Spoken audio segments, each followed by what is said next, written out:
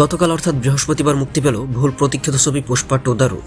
একদিনই ভারতীয় সিনেমার ইতিহাসে গড়ল নতুন রেকর্ড। টাইমস অফ ইন্ডিয়ার প্রতিবেদনে জানা গিয়েছে, মুক্তির দিনেই ভারতের বাজার থেকে 233 কোটি রুপি সংগ্রহ করেছে এই ছবি।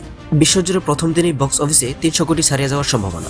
অন্ধ্রপ্রদেশ ও তেলেঙ্গানায় প্রথম দিনে আয় করেছে 105 কোটি, কর্ণাটক থেকে 20 কোটি, তামিলনাড়ু থেকে 15 কোটি এবং কেরালা থেকে 8 কোটি রুপি সংগ্রহ করার সম্ভাবনা। বিদেশেও ছবিটি সৃষ্টি করেছে উন্মাদনা। মার্কিন যুক্তরাষ্ট্রে অগ্রিম বুকিংয়ে অসাধারণ সাড়া।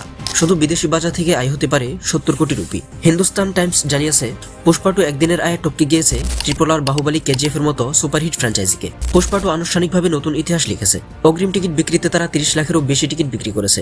এটি ভারতীয় সিনেমার জন্য একটি স্মরণীয় মুহূর্ত। পুষ্পারাজ ফিরে এসেছে, তার সঙ্গে ভারতীয় সিনেমার ইতিহাসে গড়া হয়েছে এক নতুন অধ্যায়। পুষ্পা টু নিয়ে তোমাদের মতামত কি কমেন্ট করে জানাতে ভুলবে না। আর এমন সব ভিডিও পেতে আমাদের চ্যানেলটি সাবস্ক্রাইব করে আমাদের সাথে থাকুন।